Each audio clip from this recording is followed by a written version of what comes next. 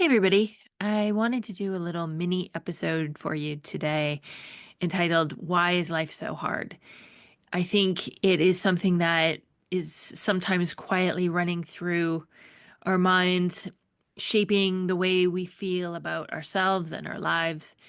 And it's the stories that we tell ourselves, the stories that feel so true, they seem like facts. But I wanted to challenge you today and ask you, maybe they're not. What if they're not true? So let me share an example with you of what I mean. I worked with a client recently who had a thought she just couldn't shake, and that was, things are hard for me. It had been running through her mind for several months, and it really felt deeply true for her. And honestly, looking at her life, she could provide a ton of evidence to back it up. And probably, if she was talking to you, you would probably agree. She had a challenging childhood. She had a marriage filled with constant travel. She had health challenges with her son. She was struggling with her weight.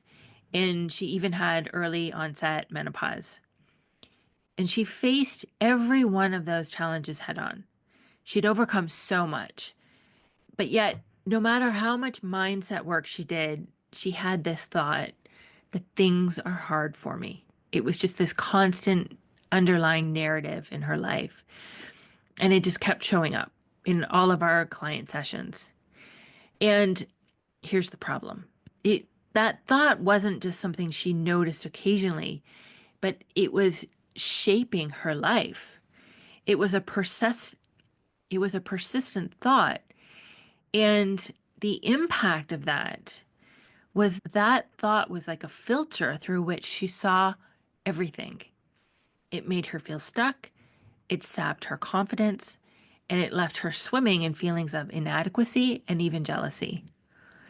And that's what our stories do. They color the way we see the world, and they shape how we feel about ourselves and our lives.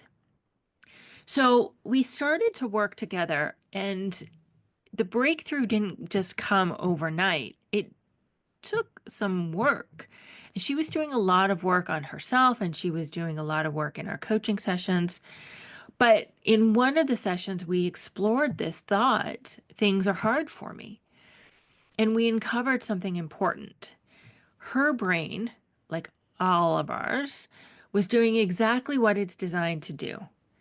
The primitive part of her brain, often called the survival brain, was working hard to keep her safe. Now, here's how. The primitive brain is wired to scan for danger, it focuses on problems, and it prepares for challenges. Its job is to protect us, and it's been doing that for humans since the dawn of time. For my client, this part of her brain was constantly on high alert, cataloging every hard thing in her life as proof that life was a struggle. And while that served a purpose at one time, helping her navigate real challenges and survive, it wasn't helping her anymore. And in fact, it was just keeping her stuck. Her primitive brain was creating a loop, focusing on the hard things, amplifying those struggles, and reinforcing the thought, things are hard for me. It was like she was carrying around a backpack full of rocks labeled struggle, inadequacy, and frustration, all because her brain believed it needed to prepare for more hardship ahead. What we did through our coaching was that she began to see this pattern for what it was, a primitive response, not an unchangeable truth. Nothing had gone wrong. She wasn't doing anything wrong. There was nothing wrong with her. It was just helping her notice how this thought wasn't a fact, but rather it's a deeply ingrained story her brain had latched onto for years. Together, we worked on rewiring her mindset so that she shifted from focusing on the problems to seeing possibilities, on focusing what was helpful instead of focusing on what was keeping her stuck.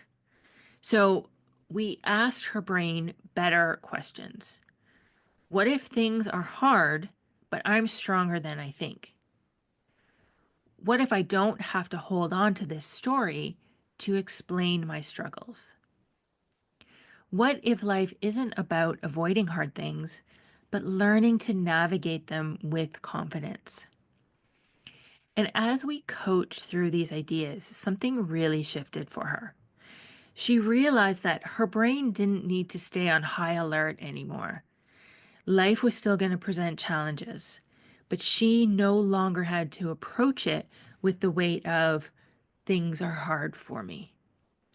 Instead, she adopted a new thought, which was, I can handle hard things.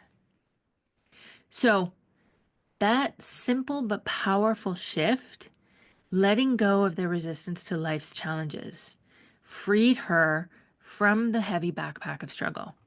Life is hard sometimes, but she started to see the hard moments as a part of life, not as proof of failure. She saw that she wasn't failing and she wasn't destined to struggle forever. It was just life. Her confidence grew because she wasn't bracing for impact anymore. She wasn't waiting for the other shoe to drop. She could meet life head on, knowing she had the strength to handle it. Reminding herself that she could handle hard things, she started to take back her power. And this is really the magic of coaching, because it's not about just identifying the thoughts that keep us stuck, but it's about learning how your brain works and teaching it to work for you, not against you. Your brain is the problem, but your brain is also the solution. And it's about overcoming yourself, overcoming your brain, your primitive programming to get you to that next level, to take the action that you want to take, and to really grow and evolve. Because I know we all have that desire in ourselves.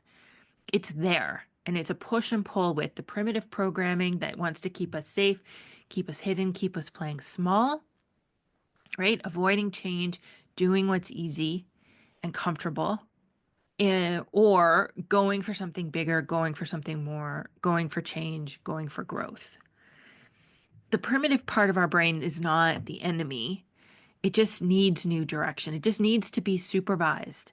It's like a toddler with a knife. It needs to be supervised. It needs to be managed. And through coaching, this is one of the most effective ways to take back your power, rewire your thinking, and step into a new way of being. It's like pouring gasoline on a fire. It's stepping up and going for the growth. I told her to keep practicing that new thought that she could handle hard things. You need to practice it. You need to rewire your brain so that it starts to believe it, starts to act on it, and you start to show up completely differently in your life thinking that thought. Let me leave you with this. Is there a story you're telling yourself that is keeping you stuck? What if that thought that you've been holding on to isn't a fact? What if it's just a story? And what if, just for a moment, you stopped believing that it shouldn't be this way? Here are two powerful questions to try. What if this isn't a problem to solve? And what if I stop believing that it shouldn't be this way? You might find that when you stop resisting the hard stuff, the weight starts to lift, and you are so much stronger than you think.